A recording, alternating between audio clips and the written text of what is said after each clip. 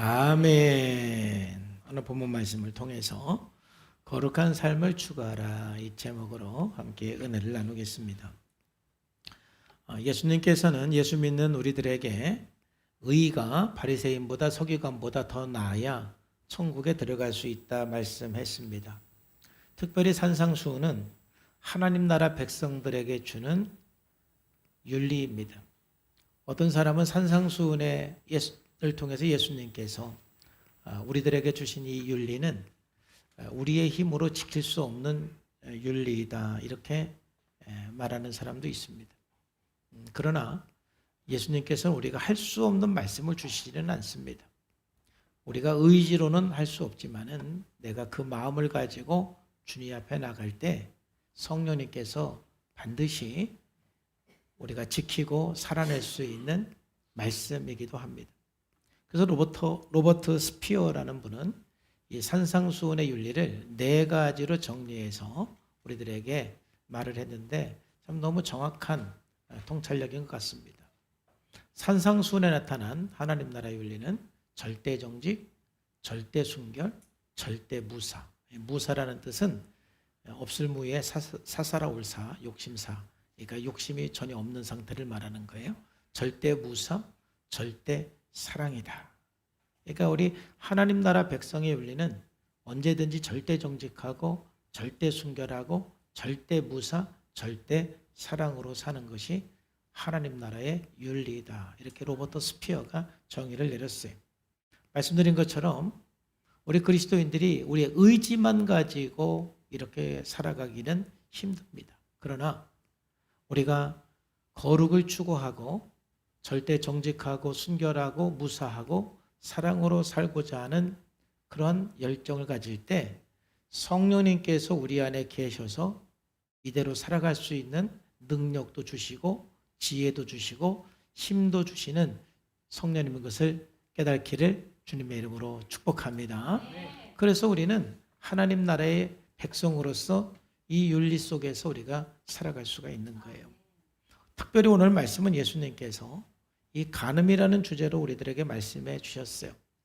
당시 서기관들 또 바리새인들은 어떤 간음 행동만 하지 않으면 된다 이렇게 생각을 했는데 오늘 예수님께서는 우리들에게 말씀하시기를 행동은 안 했어도 여자를 보고 음욕을 품는 자마다 마음에 이미 간음하였다 이렇게 말씀하고 있어요. 그래서 오늘 예수님께서 말씀하신 이 뜻이 무엇인지 우리가 살펴보고 우리가 거룩하게 살 수 있는 방법, 순결하게 살 수 있는 방법을 함께 살펴보도록 하겠습니다.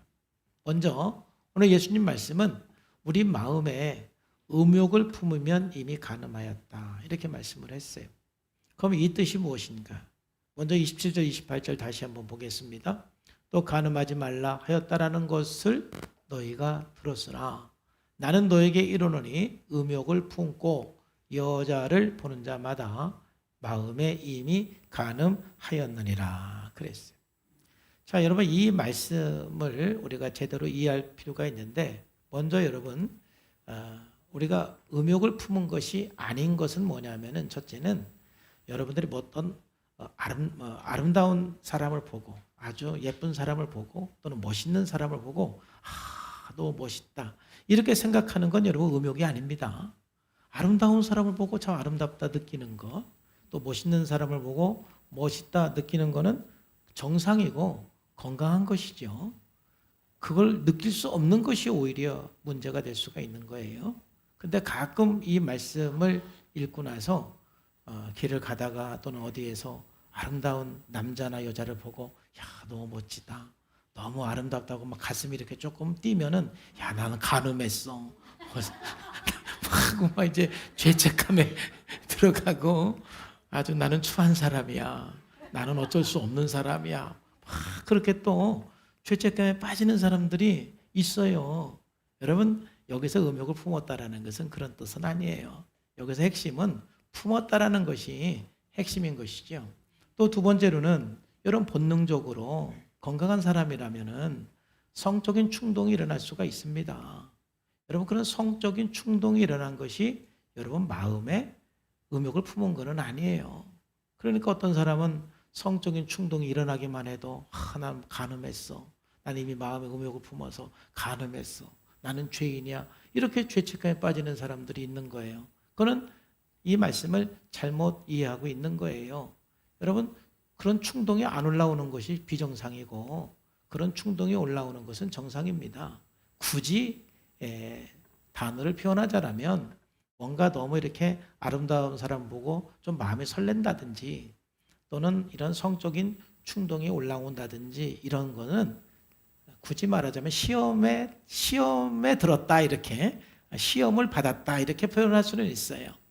시험을 받았다. 그 시험을 받은 것이지 그게 뭐예요? 죄는 아닌 거예요. 여러분들이 시험 받은 거하고 죄 짓는 거하고는 다른 겁니다. 시험 당했다고 다 죄 짓는 거는 아니잖아요. 우리는 끊임없이 이 세상으로부터 시험은 당할 수가 있습니다. 그러나 그것이 곧 죄는 아닌 거예요.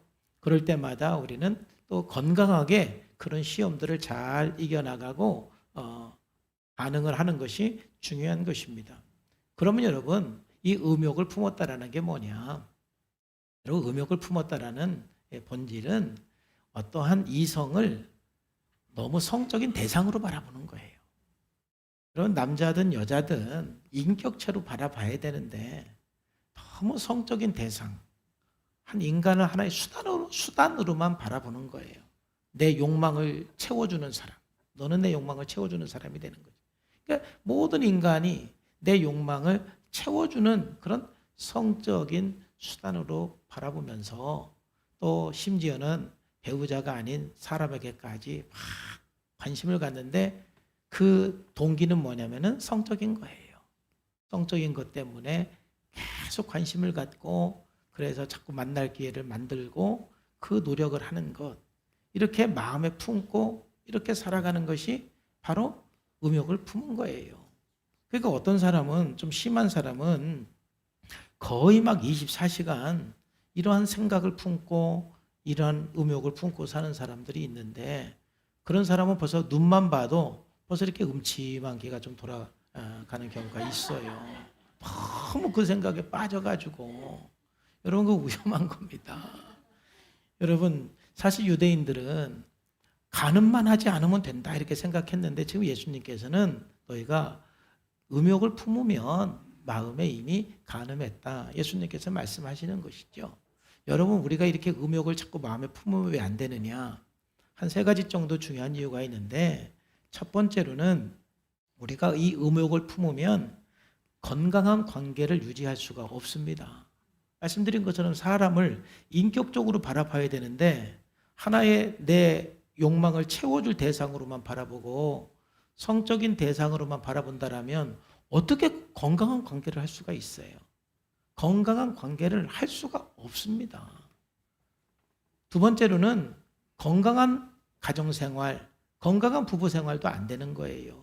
내가 밖에서 그렇게 음란한 마음을 품고 가정에서 건강하게 살 수가 없을 뿐 아니라 여러분, 부부간에도 여러분, 남편이 아내를 바라볼 때, 아내가 남편을 바라볼 때 인격적인 존재로 바라봐야지 뭔가 내 욕망을 채워줘야 되는 어떤 수단으로서, 대상으로서만 여러분들이 바라보면은 건강한 가정생활과 부부생활이 될 수가 없는 거예요.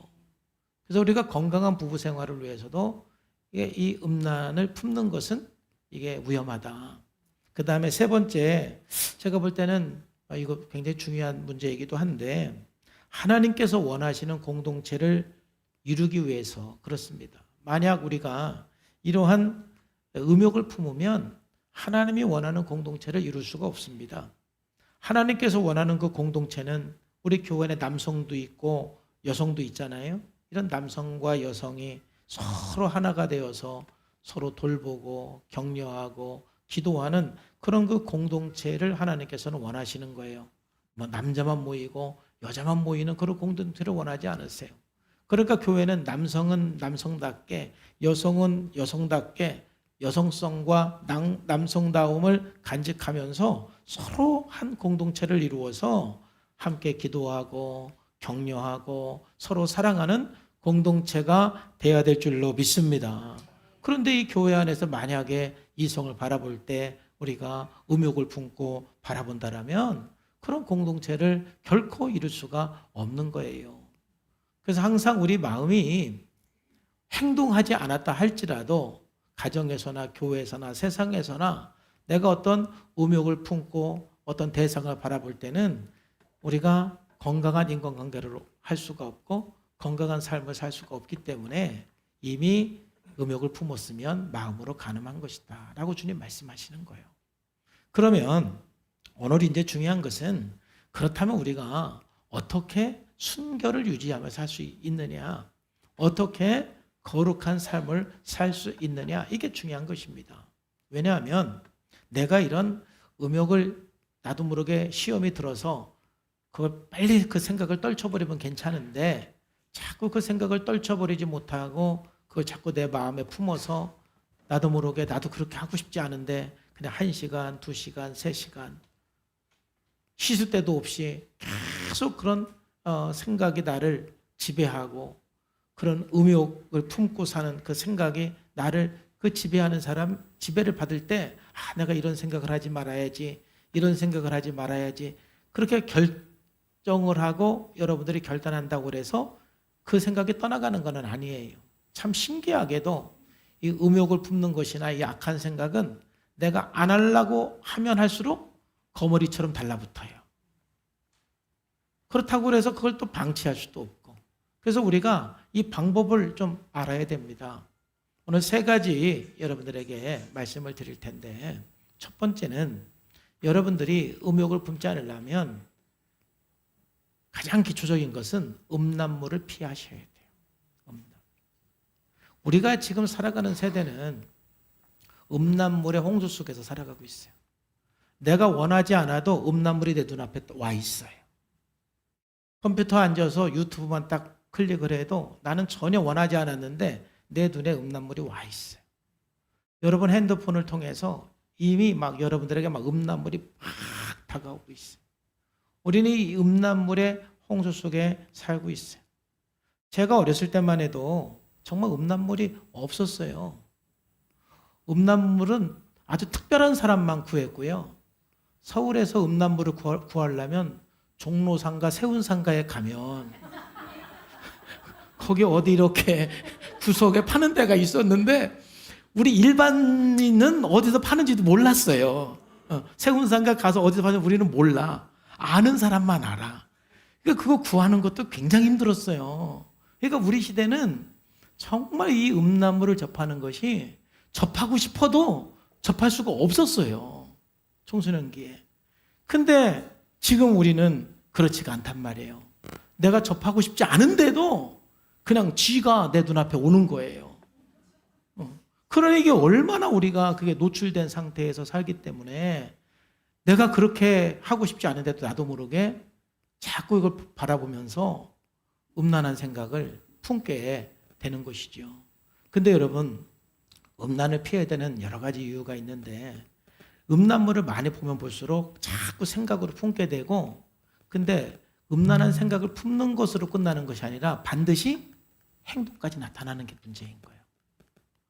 그래서 연구 결과에 보면은 음란물을 많이 보면 볼수록 그건 반드시 생각에서 행동으로 범죄로 이어질 확률이 높아지는 거예요.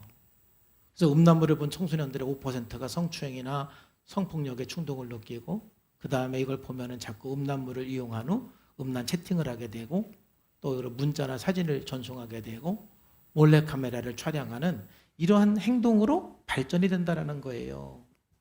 그래서 충북에서 7개 고등학교에서 1537명 대상으로 설문조사를 했는데 음란물을 매일 3시간 이상 본 학생들 중에 거의 절반인 47.6%가 성추행을 하는 거예요.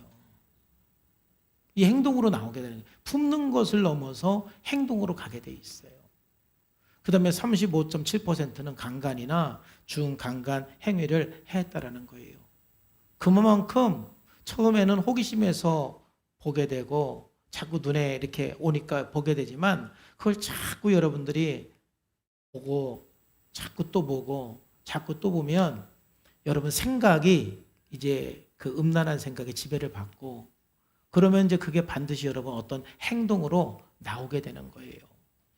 그러니까 우리가 좀 순결하려면 여러분들이 거절해야 돼요. 피하셔야 돼요. 보지 말아야 돼요.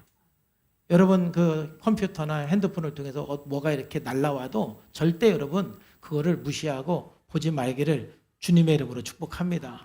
일단 거기서부터 시작해야 돼요. 보지 마세요. 또 왜 보지 말아야 되냐? 두 번째가 더 중요한데, 여러분 음란물을 많이 보면은 알코올 중독이나 마약 중독자와 같이 똑같이 뇌가 쪼그라들어요. 뇌가 손상이 됩니다. 독일에서도 연구를 했고 미국 캠브리지 대학에서도 연구를 했는데 똑같은 결과가 나왔어요. 독일 연구진에서 보면은 음란물을 많이 보면은 마약처럼 점점 더 강한 자극을 원하게 되고 결국은 뇌가 쪼그라드는 심각한 부작용이 있다는 연구 결과가 나왔고, 캠브리지 대학에서 똑같은 연구 결과가 나왔는데 음란물을 많이 보면은 뇌가 손상되어서 충동 조절 능력이 사라지고 인내력도 줄어들고 우울증도 걸리고 의지력도 약해지고 강박적인 행동이 나타난다는 거예요. 그래서 이제 사진을 찍어 보니까 이렇게 되는 거예요.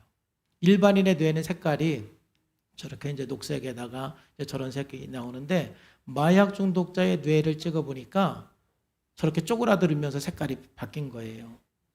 그런데 음란 중독자의 뇌도 찍어 보니까 저렇게 뇌가 쪼그라들고 색깔이 바뀌는 거예요. 그러니까 요즘에는 이제 심리학에서 뇌 연구를 참 많이 하거든요. 이런 그 중독자들 뇌도 많이 찍고 또는 우울증 걸린 사람의 뇌, 불안증 걸린 사람의 뇌 이렇게 찍어보면은 다 뇌가 좀 변형이 돼 있거든요. 그러니까 이제 어떤 사람은 이게 뇌가 이래서 유전적으로 이런 행동을 하는 거냐, 아니면 이런 행동을 했기 때문에 결과적으로 내가 이렇게 바뀐 거냐, 아직 거기에 대한 결론은 내리지 못하고 있지만은 저는 후자로 생각하고 있어요. 유전적으로 뇌가 저래서 이런 행동을 한다라기보다는 내가 자꾸 그렇게 마약 중독 또는 음란 중독, 불안증, 우울증이 걸리니까 뇌가 변형이 돼서 뇌가 저렇게 바뀐다라고 이제 저는 개인적으로 생각하고 있는데, 어쨌든 마약 중독자와 음란 중독자의 뇌가 똑같죠. 뇌가 쪼그라들어서 말씀드린 것처럼 충동 조절 능력이 저하가 되고 인내력이 저하가 되는 거예요. 아마 그래서 요즘에 학생들이 충동 조절 능력이 점점 사라지고 점점 충동적이 되는 이유 중에 하나가 너무 어렸을 때부터 이런 컴퓨터에 노출이 되고, 자기들도 모르게 우리가 알지 못하는 사이에 우리 자녀들이 막 음란물에 너무 많이 노출을 되다 보니까 이 뇌가 건강하게 막 발달을 해야 되는 그런 그 시기에 이 뇌가 이렇게 변형이 되고 쪼그라들면서 그러한 현상들이 더 강력하게 나타나는 거 아닌가. 저는 개인적으로 그런 생각도 좀 해봅니다. 그래서 여러분들이 음란물을 볼 때마다 내 뇌가 쪼그라들고 있다, 이렇게 생각하시기를 바랍니다. 지금 내 뇌를 쪼그라뜨리고 있다, 이렇게 생각하면서 보시기를 바랍니다. 뇌가 점점 쪼그라들어져서 점점 피폐해지니까 혹시 보려면 그 생각은 하고 보시기를 바라요. 그러니까 예수님께서 좀 과정법으로 말씀했지만 이미 예수님이 그거 다 알고 계셨잖아요. 지금 이거 후대 우리가 과학적으로 발견한 거지만 예수님은 우리가 너무 음욕을 많이 품으면 뇌가 이렇게 쪼그라든다라는 것을 예수님께서 알고 계셨을 거 아니에요. 그래서 이제 이렇게 말씀하시는 거예요. 좀 과장법이지만, 만일 네 눈이 너를 실족하게 하면, 네 눈이 음란물을 쫓아가면 눈을 뭐 하라고요? 빼버려라. 이거 실제로 그러라는 거예요? 과장법이에요? 안 그러면 여기 눈 남아날 사람 하나도 없어요. 지금 눈 다 빠졌어. 이거 실제로 하면은. 이거는 말씀 그대로 여러분 적용하면 안 돼요. 이건 과장법이에요. 그만큼 무서운 거라는 거예요. 역설적으로 그만큼 무섭다라는 거지. 만일 내 눈이 너를 실족하게 하면 빼어버려라. 내 백체 중에 하나가 없어지고 온몸이 지옥불에 던져지지 않는 것이, 내가 쪼그라들지 않고 네 영혼이 파괴되지 않는 것이 오히려 낫다. 두 번째는 만일 내 오른손이 너를 실족하게 하면, 여러분 마우스 왼손으로 해, 오른손으로 해? 마우스 움직이면서 음란물을 찾아서 막 움직이면 그 손가락을 뭐 하라고요? 잘라버려라. 찍어내버려라. 실제로 그렇게 하라고요?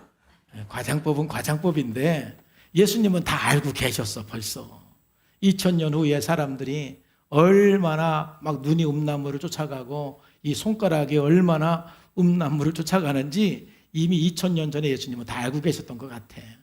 그러니까는 네 오른손이 너를 실족하게 하거든. 찍어내 버려라.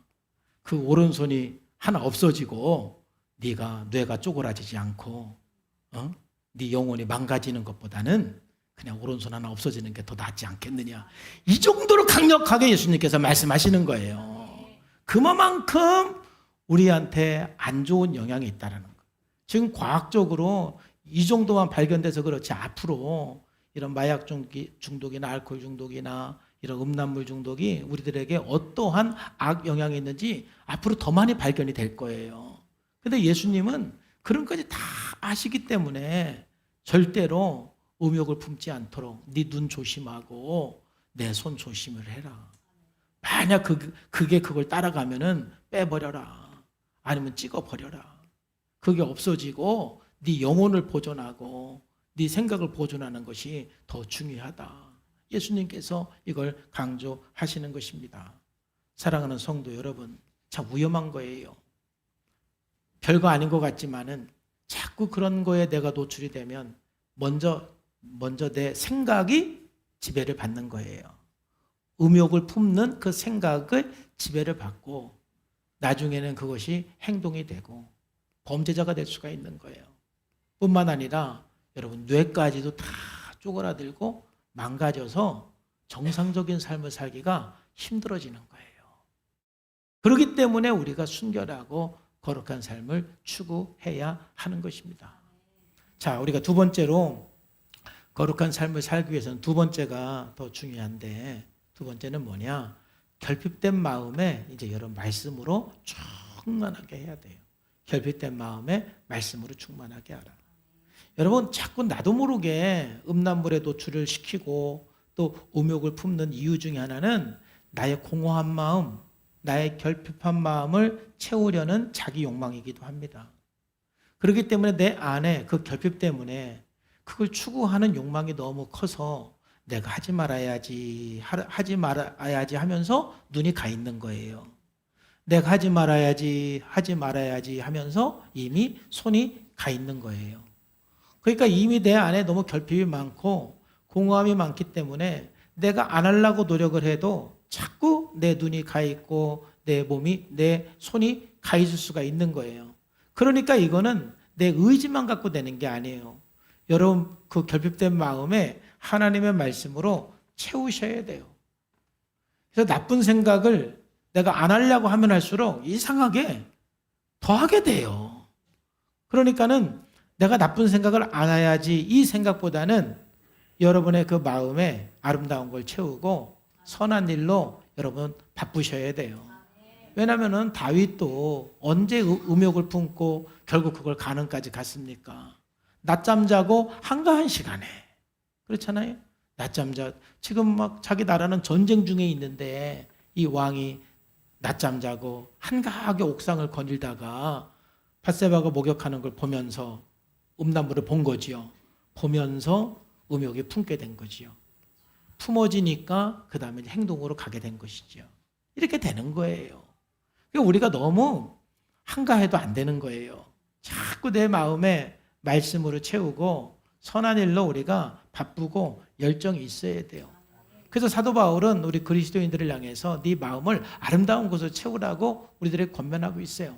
끝으로 형제들아, 무엇이든지 참되며 무엇이든지 경건하며 무엇이든지 옳으며 무엇이든지 정결하며 무엇이든지 사랑받을 만하며 무엇이든지 칭찬받을 만하며 무슨 덕이 있든지 무슨 기림이 있든지 이것들만 생각하라. 할렐루야.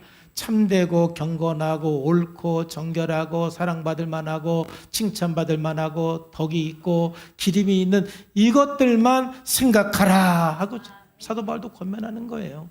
우리 마음에 아름다운 것으로 채워갈 때 악한 생각이나 어떤 그 음욕으로부터 내가 자유로울 수가 있는 것입니다. 그냥 비우는 것이 아니라 우리는 채워야 하는 것입니다. 오늘 주보 칼럼에도 여러분들에게 썼지만은 그래서 우리 마음에 하나님 말씀을 새기는 게 참 중요한 거예요. 신명기 6장 5절에 너는 마음을 다하고 뜻을 다하고 힘을 다하여 내 하나님 여호와를 뭐하라고 그랬어요? 사랑하라. 근데 사랑한다라는 말은 굉장히 추상적이잖아요. 내가 마음을 다해서 사랑하는 것, 하나님 뜻을 다해서 사랑하는 것, 힘을 다해서 사랑하는 것이 뭔가 좀 추상적입니다. 그런데 6절 말씀에 그 추상적인 것을 보다 더 구체적으로 말씀하고 있는 거예요. 하나님을 사랑하는 것이 뭐냐? 바로 오늘 내가 내게 명하는 이 말씀을 마음에 새기는 것이다. 그러니까는 네가 마음을 다하고 뜻을 다하고 힘을 다해서 네 마음에 하나님의 말씀을 새겨라. 이게 하나님의 말씀을 새겨야만 그 말씀이 새겨져서 그 말씀으로 우리는 모든 어두움, 악한 생각, 음란한 생각이 다 떠나가게 되는 거예요. 빛이 임할 때 떠나가는 거예요. 말씀이 내 마음에 새겨질 때 떠나가는 거예요. 그런데 제가 요즘에 책을 읽으면서 재미있는 사실 하나가 뭐냐면은 하나님의 말씀을 내 마음에 채우는 이 방법하고 우리 뇌가 새롭게 창조되고 열리고 변화되는 거하고 보니까 원리가 똑같은 것을 제가 발견을 했어요. 요즘에 굉장히 이게 대두되고 있는 하나 이론 중에 하나는 이 뇌가 고정되어 있지 않다는 거예요. 이 뇌는 계속해서 부정적이든 긍정적이든 변화가 된다는 거예요. 그게 뭐냐면 뇌 가소성 이론, 뇌 신경학적 이론이 여러분들이 서점에 가서 뇌 가소성 이론하면 책이 쭉 나와요. 굉장히 요즘에 연구된 이론 중에 하나인데 아까 말씀드린 것처럼 우리의 이 뇌는 저 어린 시절에 가장 왕성하게 발달할 수 있도록 도와줘야만 해요. 그러나 우리가 성인이 돼서도 뇌가 계속 죽는 것이 아니라 내가 어떻게 공부하고 어떠한 경험을 하느냐에 따라서 이 뇌가 쪼그라들 수도 있고 뇌세포가 다시 재생이 되고 살아나면서 더 건강하게 발달하고 성장할 수도 있다는 것이 뇌 가속성 이론인 것입니다. 그런데 내 뇌가 항상 새로워지는 가장 좋은 방법은 물론 운동도 있고 뭐 독서도 있고 뭐 여러 가지가 있는데 내 뇌를 새롭게 하는 가장 좋은 방법은 하나님의 말씀을 여러분 안에 충만하게 하는 거예요. 하나님 말씀을 내 안에 충만하게 하면 할수록 여러 가지 유익이 있는데 그 중에 하나가 영적인 유익이 있죠. 영적인 축복과 함께 여러분 뇌까지 새로워지고 여러분의 뇌가 새로워지면 여러분의 육체의 모든 질병도 치유될 수 있는 기반이 되는 거예요. 그래서 하나님의 말씀이 내 안에 충만하게 되면 여러분 항상 두 가지의 유익을 생각하세요. 영적으로 나한테 너무너무 유익하면서 동시에 여러분의 뇌가 반짝반짝 뇌세포가 살아나면서 새롭게 여러분 뇌가 열리고 뇌가 회복이 되고 성장될 줄로 믿습니다. 그래서 충동 조절이 좀 약했던 사람도 이제 충동 조절이 가능해지고 또는 인내도 할 수 있게 되고 그 다음에 또 기억력도 더 향상이 되고 보다도 우리가 이 뇌가 더 소멸되는 것을 막을 수가 있는 거예요. 그래서 우리는 날마다 하나님의 말씀을 내 안에 충만하게 채워가야 돼요. 그럼 어떻게 하나님 말씀을 우리가 채워갈까? 한 4가지 정도 골로새서 3장 15절 16절을 근거로 해서 한 4가지 정도 여러분들에게 말씀을 드릴 건데 이 방법이 우리 뇌를 새롭게 하는 거하고 똑같다 이거예요. 자, 첫 번째는 뭐냐면은 결핍된 마음에 말씀으로 충만하게 채워지는 첫 번째는 바로 성경을 암송하고 묵상하는 거예요. 여러분 우리가 신앙생활을 오래 해도 이 성경을 여러분들이 많이 듣고 읽었지만은 너무 우리들 마음속에 하나님 말씀이 담겨 있지를 못하는 거예요. 설교를 듣지만 금방 잊어버리고, 묵상하지만 금방 잊어버리고, 또 성경 공부를 했지만 금방 잊어버려서 내 마음에 남아있는 말씀이 거의 없는 거예요. 여러분, 내가 순간적으로 떠오르는 말씀이 아닌 다른 사람이 말을 해서 생각이 나면 여러분 아는 거예요? 모르는 거예요? 모르는 거예요. 여러분, 시험을 잘 보는 학생하고 시험 못 보는 학생하고 차이는 뭐냐? 시험 잘 보는 학생은 그냥 답이 보이는 거예요. 4가지 사지선당이면 그 중에 답이 딱 보여요. 공부를 좀 못하는 사람은 꼭 둘 중에 하나 헷갈려요. 둘 중에 하나. 이거인 것 같고 이거인 것 같고 이제 헷갈려. 이게 이제 공부를 못하는 애고, 공부를 완전히 안 한 애는 아무것도 몰라요. 4가지 중에 헷갈리는 것도 없어요. 공부를 좀 한 사람은 꼭 2가지 중에 하나 헷갈리고, 공부를 안 한 사람은 아예 안 헷갈리고, 마음 편합니다. 그러면 근데 이제 2가지 중에 헷갈리는 사람은 이제 어떠냐면은 막 헷갈렸다가 시험 끝나고 나서 누가 말을 해주면 맞아! 하고 그때 생각이 나는 거예요. 그래요, 안 그래? 여러분, 왜 대답을 안 해요? 다 여러분 경험 아니에요? 누가 선생님이 설명해줘. 아, 맞아. 내가 알았던 거예요, 몰랐던 거예요? 알았던 거라니까. 그래가지고 또 공부 못하는 시험 못 본 애들이 집에 와서 하는 얘기가 아는 건데 틀렸다고. 다 아는 건데 틀렸다고 그래요. 맞는 말이에요. 선생님이 설명해주면 맞아, 내가 아는 거였는데 그건 모르는 거예요. 그냥 하나의 답이 쏙 보여야 아는 거예요. 그래야 시험을 잘 보고 100점을 맞는 거예요. 그런 것처럼 여러분들이 하나님 말씀도 여러분들이 순간순간에 여러분이 탁 떠올라야 아는 거지, 안 떠올랐다가 누가 말해주면 저 말씀 내가 모르는 거예요. 그런데 우리가 신앙생활을 오래 해도 내 마음판에 새겨진 말씀이 없으니까 누가 말하면 생각이 나는데 내 혼자는 안 떠오르는 거예요. 여러분, 그래서 우리가 하나님 말씀을 읊조리고 암송해야 돼요. 제가 지난주에 말씀드렸지만 여러분, 그냥 더도 그만두고 일단은 3년만 결단하세요. 3년만. 3년만. 3년만 여러분들이 결단을 하면은 이제 우리가 최소 409절 이상을 암송하게 돼요. 한 주도 안 쉬면 이제 459절이 되는데 아마 제가 그렇게는 하지 않을 거예요. 복습을 좀 해야 되니까 한 409절 정도 아마 될 거예요. 그러면 적어도 여러분들이 이 409절 정도가 암송된 말씀, 내 마음판에 새겨진 말씀이 있으면 어딜 가나 그 말씀을 읊조리면서 여러분들 어떤 위기가 왔을 때, 어떤 사건이 생겼을 때, 어떤 일이 있을 때 제일 먼저 여러분 속에서 툭 떠오르는 말씀은 하나님의 말씀이 떠오르는 거예요. 그러면 여러분 된 거예요. 가장 먼저 여러분 하나님 말씀에 내가 지배를 받아야지, 이 말씀에 내 마음판에 새겨진 게 없으면 온갖 여러분들이 많이 본 거에 의해서 지배를 받게 돼 있어요.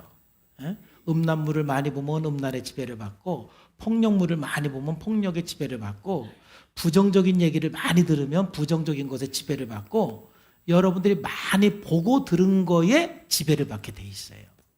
이게 원리잖아요. 그러니까 여러분들이 적어도 하나님의 말씀을 마음판에 새겨서 한 409절 이상을 암송하면 여러분들이 말씀을 많이 읊조리고 많이 암송하고 많이 보았기 때문에 여러분들은 어떤 그 우울이라든지 불안이라든지 이런 음란이라든지 이런 폭력, 여기에 지배를 받는 것이 아니라 하나님의 말씀에 지배를 받게 될 줄로 믿습니다.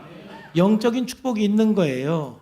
그러면서 여러분들의 또 뇌가 성장하고 회복이 되고 발달해서 모든 면에서 치유가 되는 거예요. 여러분 말씀을 암송하면 여러분 뇌가 아름다워지세요. 옆에 있는 사람하고 인사만 합시다. 참 뇌가 아름답습니다. 시작. 할렐루야.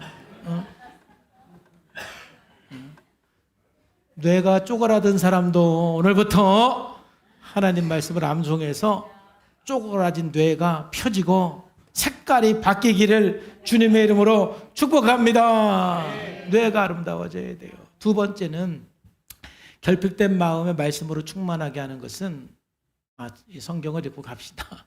청년이 무엇으로 그의 행실을 깨끗하게 하리까 주의 말씀만 지킬 따름이니이다. 11절 다 같이 시작. 내가 주께 범죄하지 아니하리하여 주의 말씀을 내 마음에 두었나이다. 말씀이 내 마음에 있어야 그 말씀이 나를 이끌어가고 지배하는 겁니다. 두 번째, 우리가 결핍된 마음에 하나님 말씀으로 충만하게 하는 것은 여러분 찬송이 여러분 입에 달고 살아야 돼요. 찬송이 여러분 입에서 떠나지 말아야 돼요.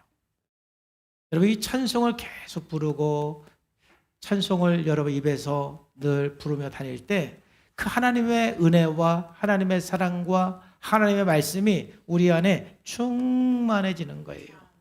여러분 이제 골로새서 3장 15절 16절을 볼 텐데 그리스도의 평강에 너희 마음을 주장하게 하라. 하나님의 평강에 내 마음을 주장해야 돼요. 너희 평강을 위하여 한 몸으로 부르심을 받았으니 너희는 또한 감사하는 자가 되라 그랬죠. 그리고 16절에 첫 번째 핵심이 뭐냐면 지금 꼭 말씀드린 것처럼 그리스도의 말씀이 너희 속에 어떻게 하게 하라고요? 풍성히 거하게. 일단 하나님 말씀이 풍성히 거해야 돼요. 예수 믿은 지 10년 되고 20년 됐는데도 내 안에 말씀이 풍성하기보다는 여전히 말씀이 기가리고 말씀이 없는 사람들이 참 많잖아요. 그러니까 말씀이 풍성하지 않으면 그 이후에 되는 게 아무것도 없는 거예요. 일단은 전제 조건은 말씀이 풍성히 거해야 돼요. 자, 그 다음에 모든 지혜로 피차 가르치며 권면하고 그 다음에 뭐예요? 시와 찬송과 신령한 노래를 부르며 하나님의 말씀이 내 안에 풍성히 거하면서 그 다음에 이제 우리가 할 수 있는 게 뭐냐면은 시와 찬송과 신령한 노래를 불러라. 여러분의 입에 하나님의 찬양을 달고 살면 하나님 말씀이 충만해져요. 오늘 한 4가지를 말씀을 드릴 건데 이 4가지 중에 여러분들이 이렇게 실천하기 좋은 거를 이렇게 골라서 해도 되고 4가지를 다 하는 게 제일 좋습니다. 근데 이제 일단은 첫 번째 거는 항상 기본 전제 조건이에요. 말씀을 읊조리고 암송하는 거는 전제 조건이고 이제 두 번째, 세 번째, 네 번째 꼭 하셔야 돼요. 여러분 시와 찬송과 신령한 노래를 불러라. 여러분 찬송가 외우는 거 몇 곡이나 되세요? 내가 이 입에 달으려면 이 찬송가도 좀 외우는 게 좀 있어야 돼요. 복음송도 좀 외우는 게 있어야 돼요. 그래 이렇게 좀 눈을 감고 찬송을 부를 수가 있습니다. 제가 예수 믿기 전에는요 아주 유행가 가사를 얼마나 외웠는지 제가 유행가 가사 쓴 노트만 해도 한 5-6권 됐어요. 그러면 그때는 TV도 없었고 라디오만 있었거든요. 그러면 이제 유행가 새로운 가사가 나오면 어떻게 해요? 라디오 듣다가 이거 좋은 노래다 그러면 빨리 노트를 피고 받았어요. 그러면은 한 번 받았으면 다 쓸 수 있어요, 없어요? 없지. 공란이 비었지. 요즘에는 뭐 인터넷 검색하면 바로 나오는데 그때는 그런 게 없었잖아요. 그러면 이제 맨날 라디오 들으면서 그 노래가 또 나오기를 기다리는 거야. 왜냐면 그래야 공란을 채울 수가 있거든. 그래야. 또 이제 기다리는 거예요. 그러면 이제 막 기다리다 보면은 그 노래가 나와. 그러면 옳다고 막 쓰는 거야. 그러면 이제 한 2번 해가지고는 완벽하게 못 써요. 한 3번은 해야 완벽하게 완성이 됩니다. 그럼 노래 한 곡이 딱 완성이 되면 그때부터 이제 그 가사를 외우면서 노래를 불러서 외운 곡이 수백 곡이야. 그렇게 신앙생활 했으면 아마 성령 충만, 은혜 충만, 말씀 충만했을 거예요. 그렇게 신앙생활 했어요. 그래도 제가 예수 믿고 나서는 이제 유행가를 안 부르니까 이제 다 잊어버려갖고 노래방 가서 옛날 생각해서 노래를 불러보려고 하면은 안 돼. 가사도 잊어버리고 음정도 잊어버리고 생각만큼 안 되더라고요. 근데 우리가 이제 예수를 믿으면 이 찬송가도요 좀 외우셔야 돼요. 계속 이렇게 부르면서 찬송가도 이렇게 외우시고 4절까지 외우면 제일 좋고 근데 4절까지 못 외우겠으면 1절이라도 외워서 여러분들이 적어도 이렇게 왔다 갔다 하면서 부를 수 있는 찬송이 있어요. 그 찬송을 부를 때 여러분 뇌에서 도파민도 나오고 좋은 호르몬들이 나오면서 여러분 뇌도 새로워지고 말씀도 충만해지고 성령도 충만해지고 어둠도 떠나가고 질병도 떠나가고 하나님의 지혜와 하나님의 능력이 임하게 될 줄로 믿습니다. 내가 뭔가 하지 말아야지 이 생각만 해갖고는 안 되는 거예요. 찬송을 막 입에 달고 사셔야 돼요. 그래서 특별히 여기 오늘 말씀 듣는 중에 조금 이렇게 어떤 그 음란물이나 이런 것이 그동안 많이 혹시 접해 있던 사람들은 그거를 끊으려고 노력하기 전에 오늘 이걸 적용하셔야 돼요. 늘 말씀 엎드리고 찬양을 입에 달고 살아야 돼요. 그게 여러분들이 사는 길이에요. 그렇게 안 하면 진짜 여러분 죽어. 뇌가 쪼그라든다니까.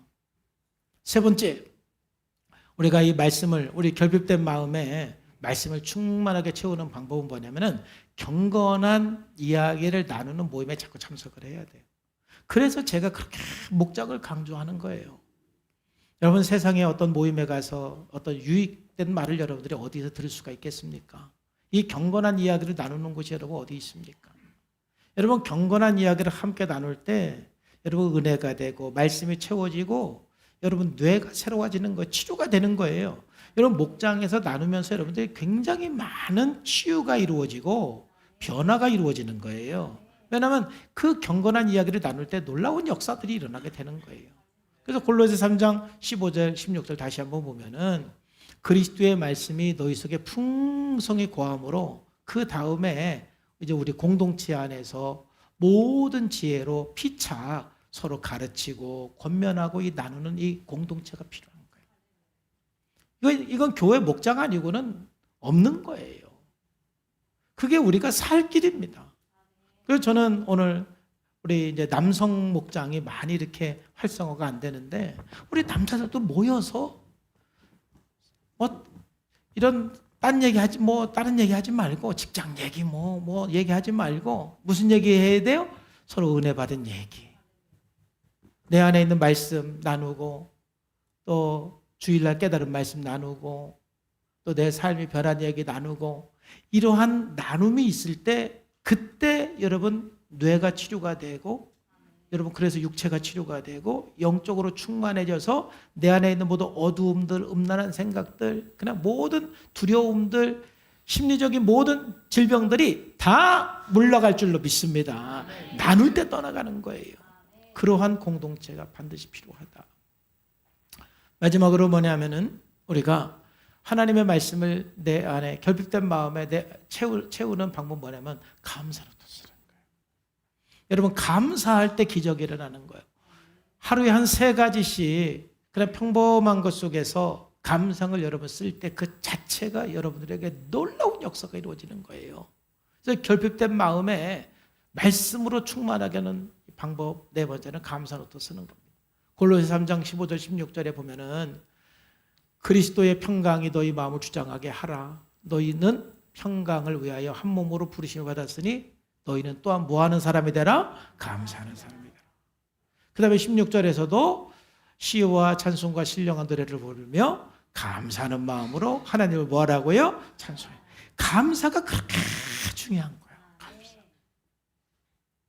여러분 감사할 거는 내가 생각하지 않으면 감사할 것을 감사할 수가 없어요. 그래서 감사한다, 땡큐는 이 thinking이라는 이 생각한다라는 단어에서 파생된 게 땡큐예요. 그러니까 감사는 생각을 해야만 할 수가 있는 거예요. 생각을 안 하면 그냥 감사한 건데 우리가 그냥 지나가는 거예요. 그래서 우리가 여러분들이 의도적으로 하루를 지나고 나서 오늘 하루 감사한 것이 뭐였나 해서 감사한 걸 여러분들이 좀 기록하고 한 3가지 정도 쓰시면 그때 여러분 뇌가 막 새로워지고 뇌세포가 살아나고 또 하나님의 은혜가 내 안에 임하고 성령이 역사하고 우리 안에 있는 모든 어두움과 질병이 떠나가게 될 줄로 믿습니다. 예수님께서 음욕을 품으면 마음으로 가늠한 거라고 그랬는데 거기서 자유하는 방법은 첫째는 음란물을 피하는 것이지만 두 번째가 우리들에게 더 중요한 것입니다. 내 결핍된 마음을 이렇게 말씀을 암송하면서 찬송하면서 또 이렇게 서로 간증하고 은혜로운 걸 나누는 공동체 안에서 또 감사 노트를 쓰면서 여러분 안에 하나님의 은혜와 진리와 말씀으로 충만하게 하는 성도가 되기를 주님의 이름으로 축복합니다. 그럴 때 놀라운 치유가 일어날 줄로 믿습니다. 새 사람이 될 줄로 믿습니다. 마지막으로 큰 세 번째예요. 우리가 이제 이런 순결한 삶을 살고 거룩한 삶을 살려면 이 사랑의 공동체가 필요합니다. 이 사랑의 공동체. 이게 무슨 말이냐 하면은 이 지지그룹이기도 한데 내가 예를 들어서 어떠한 나쁜 행동을 하려고 할 때 생각나는 사람이 있어야 돼요. 평상시에 나를 위해서 사랑하고 나를 위해서 기도해주고 정말 나에게 진심으로 관심을 가져준 사람이 있으면 막 내가 좀 나쁜 짓을 하려고 해도 그 대상이 생각이 나면 할 수가 없는 거예요. 그래서 실질적으로 사람이 이런 이 음란물을 보는 정도와 부모와의 그 애착 관계를 연구한 논문도 있는데 그 부모와 애착 관계가 크면 클수록 음란물을 접촉하는 횟수가 현저하게 줄어든 연구 발표가 있어요. 그러니까 여러분, 우리가 이 사랑의 공동체는 두 군데죠. 첫째는 여러분 가정이 사랑의 공동체입니다. 가정은 사랑의 공동체가 되어야 돼요. 엄마의 따뜻한 사랑이 있는 곳, 아빠의 따뜻한 사랑이 있는 곳이 여러분 가정이 되어야 될 줄로 믿습니다. 그러면 내가 죄를 지으려고 생각을 했다가도 엄마 아버지를 생각하면 죄를 지을 수가 없는 거예요. 거기에다가 또 여러분 교회가 따뜻한 사랑의 공동체가 되어야 돼요. 서로 목장 안에서 그냥 눈물로 기도해주고 격려해주고 사랑해주고 그래서 이 교회와 이 가정에서 이러한 애착관계가 있을 때 그 애착관계는 우리로 하여금 죄를 짓지 않도록 막아주는 가장 큰 방패가 되는 거예요. 여러분 애착관계가 없으면 안 되는 거예요. 저 역시도 오늘 말씀을 준비하면서 제가 이제 중학교 졸업하고 고등학교 때부터 이제 형님 집에서 학교를 다녔기 때문에 저를 통제하는 그런 게 없었거든요. 그러니까 이제 제 마음대로 살 수 있는 그런 환경에서 제가 살았는데 그래도 제가 죄짓지 않고 곁길로 빠지지 않고 순결하고 거룩한 삶을 살아온 이유를 보니까 오늘 제가 설교한 이 세 가지예요. 첫째는 제가 고등학교 2학년 때부터 예수를 믿으니까 아까 말한 음란물이라든지 이런 거를 제가 가까이 하지를 않았어요. 그렇게 하고 싶은 마음도 없었고. 그 다음에 이제 두 번째로는 저는 하나님 말씀을 잘 읽고 묵상하고 막 새벽 기도도 하고 찬양하고 하나님 말씀에 내 안에 충만히 채워지니까 하나님 말씀이 저를 붙들어 줬어요. 근데 지금 말씀을 나누고자 하는 것은 세 번째 애착관계예요. 저는 교회 공동체 안에서 애착도 있었지만은 또 참 저에게 의미 있는 것은 우리 어머니였어, 어머니. 우리 어머니의 사랑. 우리 아버지와 그 어머니의 그 사랑. 그래서 제가 이렇게 고등학교 때, 대학교 때 좀 이렇게 곁길로 나가고 싶은 유혹이 왔을 때 제일 먼저 떠오르는 분이 우리 어머니였어요. 엄마. 우리 엄마를 생각하면 제가 게으르게 살 수도 없었고 나태하게 살 수도 없었고 절대 나쁜 짓을 할 수가 없었어요. 가끔 보면 신학교 다닐 때도요 웃기는 친구들이 있어요. 야, 우리가 앞으로 목사가 돼서 목회하려면 성도들을 이해를 해야 되잖아. 성도들을 이해를 하려면 좀 죄를 져봐야 되는 거야. 좀 이렇게 고고장도 좀 가보고 술집도 좀 가보고 그래야 이 성도들을 이해하지. 너 너무 거룩하게 살면 성도들이 이해할 수가 없는 거야. 우리 가자고 이제 그러는 이상한 놈들이 있어요. 말이 돼요, 안 돼요? 말은 좀 되는 것 같아. 나 이렇게. 그리고 이 피 끓는 청년이 막 그런 유혹을 들으면은 뭐 합리화가 되잖아요. 나는 이거는 앞으로 목회를 하기 위해서 한번 실습해 보는 거야. 뭐 이렇게 하면서 합리화를 하면서 다니는 놈들이 있었어요. 그러면은 자꾸 이렇게 유혹을 해서 막 나보고 막 한번 가보자고 그러는 거예요. 그럼 나도 궁금한 거야. 그 세계는 어떤 세계인가? 한 번도 안 가봤거든. 그래서 궁금해서 한번 나도 가볼까? 이런 생각이 딱 들었다가도 누가 그때 떠오른다고요? 엄마가 엄마가 딱 떠올라요. 저를 위해서 막 땡볕에서 일하고 그 엄마. 집에 가면 막 뭔가 하나라도 막 저에게 막 더 주려고 하는 그 엄마. 그 엄마가 딱 떠오르면 갈 수가 없는 거야. 그러니까 뭐 나태하게 살라고 하면은, 좀 게으르게 살라고 그러면은 엄마가 떠오르는 거예요. 어머님이. 지금은 천국 가셨지만 저한테는 너무너무 귀하고 아름답고 존귀한 분이 우리 어머니세요. 그러니까 제가 중학교 졸업하고 고등학교 때부터 집 나와서 살기는 살았지만, 그래도 제가 이렇게 곁길로 안 나가고 순결하게 한 것은, 첫째는 예수님을 믿었기 때문에 그런 것이고, 두 번째로는 우리 엄마의 사랑이에요. 그러니까 여러분, 엄마가 이래라 저래라 통제하면 엄마 생각이 안 나요. 엄마를 벗어나고 싶어 해요. 근데 엄마가 정말 사랑으로 희생하고 헌신하면 내가 좀 나쁜 짓을 하고 게으르게 하려고 해도 엄마가 생각이 나서 못하는 거예요. 이게 애착관계예요. 여러분들이 어떤 음욕에 빠지지 않고 나쁜 생각에 빠지지 않고 죄를 짓지 않으려면 이 애착관계가 반드시 필요한데, 이 애착관계는 바로 이 가정에서 그리고 교회에서 이 애착관계가 필요한 거예요. 여러분들이 고립되면 고립될수록, 애착관계가 없으면 없을수록, 나 혼자 살면 살수록 여러분들이 그런 악이나 죄로부터 무방비하게 노출이 되고, 그 무방비하게 노출됐을 때 여러분들이 방어할 수 있는 어떠한 보호막도 없는 거예요. 나를 사랑해주고 내가 사랑하는 그런 애착관계가 있을 때 수없이 많은 유혹이 오고 수없이 많은 시험이 와도 그 모든 위험으로부터 나를 지켜주는 것은 나와 끈끈하게 맺고 있는 그 애착관계가 나를 지켜주는 거예요. 그래서 여러분, 교회의 공동체가 중요한 것이고, 여러분 그 가정이 사랑의 공동체를 이루는 것이 중요한 것입니다. 사랑하는 성도 여러분, 정말 우리 예수님은 우리들에게 높은 수준의 윤리를 제시하고 있어요.